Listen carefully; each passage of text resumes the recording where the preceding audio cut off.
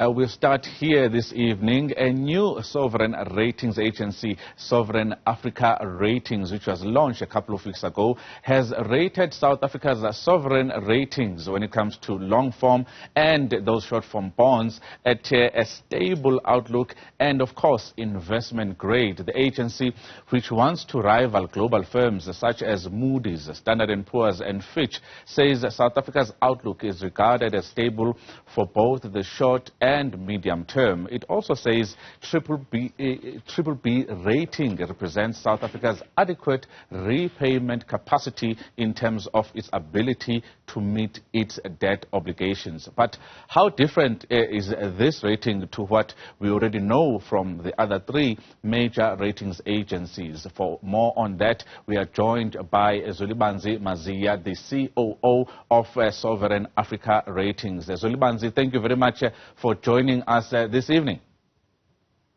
Good evening. Thank you so much for having me. Zwelibanzi, you launched your inaugural rating of South Africa today. It is quite a positive one. Let's start with the launch of this new ratings agency for the African continent, the need for it. What drove you as professionals to come together and create such an agency? Well, in terms of the credit rating space, an additional opinion is always valuable. It is valuable for the issuers that are actually exposed to the fluctuations in pricing of the bond markets, and therefore, if there's an additional opinion in the market, it actually stabilizes the pricing on bonds. Because now the market has more information to consider in that sense. And also the fact that there's more information, that's also good for the investing community to actually have an additional opinion to consider when doing their investment research. Let's talk about this inaugural rating, quite a glowing one when you look at it and compare it to the others. The core of it, the highlights. Give us the highlights as far as the health of South Africa's fiscal space and economy is concerned, according to your first assessment. So the South African sovereign is underpinned by resilient macroeconomic and non-economic fundamentals. South Africa's trade with major trading partners bounced back post the COVID lockdown. South Africa's current account also recorded a surplus, a high one, in March 2022 as compared to last year, December. And this is attributed to improved export performance and higher commodity prices.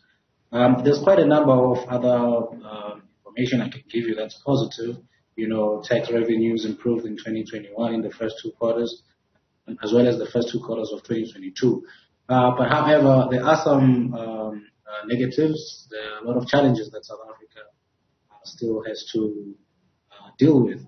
You know, it's facing headwinds in terms of rising interest rates, the energy adequacy crisis that we have, as well as inflation. You know, there's even inflation prospects that are still upcoming. There's quite a number of negative things. We also have higher debt, and which may even increase going forward. And it was very high after the COVID-related spending in 2020 and 2021. Government guarantees and other contingent liabilities. These are the challenges that have to be dealt with.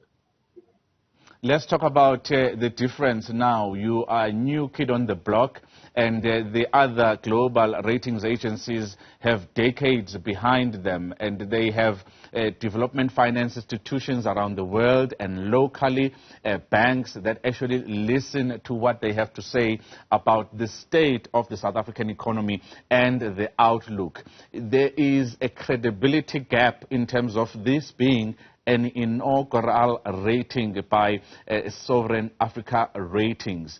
How are you bridging that gap in terms of the investors out there listen to certain sovereign ratings agencies like your Fitch, Moody's and S&P.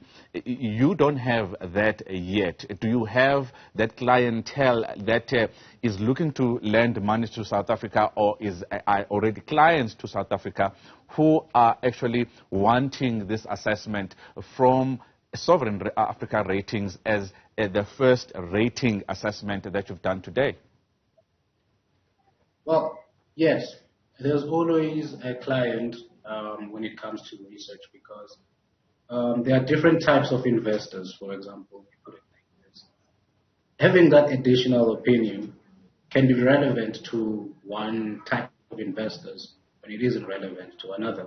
So now, a traditional investor who insists on having, for example, just a Fitch rating, they have a preference for a Fitch rating.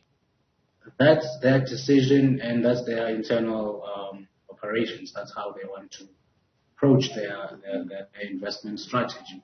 But then you also get investors that actually are interested in speculative grade debt. I'm just making an example in general now, and not related to Sovereign Africa per se. So you also have investors interested in risky investments because they have a higher return in terms of interest, right? So now all these investors, either way, they benefit from an additional opinion because, yes, the other rating agencies are long established, they're quite old, but I will state that Kodak was also quite old when it went bankrupt in 2012. When it comes to competition out there, the BRICS bloc of nations also announced that they are actually working hard to have their own rating agency quite soon. Brazil, Russia, India, South Africa, and China working together. That's going to be something that should actually tell you that there's a yearning out there amongst at least these countries for a different rating agency than the normal ratings agencies that we have. And I guess I've asked this question before. The reasons that BRICS wants their own rating agency are similar to the reasons that you have created this new rating agency. Yes, that is true. It's very important to have an additional opinion, especially when it comes to a point whereby you have a large number of states in the emerging markets. I'll make an example. When earlier this year in the African Union's conference meeting, the chairperson, President Macky Sall from Senegal, indicated that they expressed their dissatisfaction in terms of the systems that are used by the international credit rating agencies.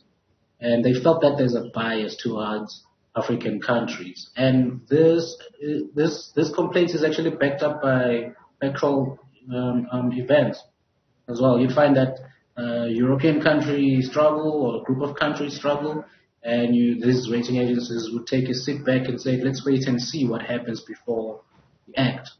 However, COVID-19 happens, and before even the African states are affected, you find these rating agencies are downgrading a large number of African countries. So now the question comes back to say, okay, but why not take at least a similar approach? Seems like there is a bias. So therefore, an additional opinion is definitely needed, and it has to be credible. We intend on providing a fair and unbiased opinion in terms of creditworthiness of the emerging markets that we aim to rate. Zwelibanzi Maziya is the Chief Operations Officer at the newest ratings agency on the African continent, that is Sovereign Africa Ratings. They have today issued their very first inaugural, in fact, rating on South Africa, which actually puts South Africa on investment grade and a stable outlook, quite different to the global firms that we have seen, which have put South Africa on sub-investment grade. Thank you very much for your time, sir, this evening.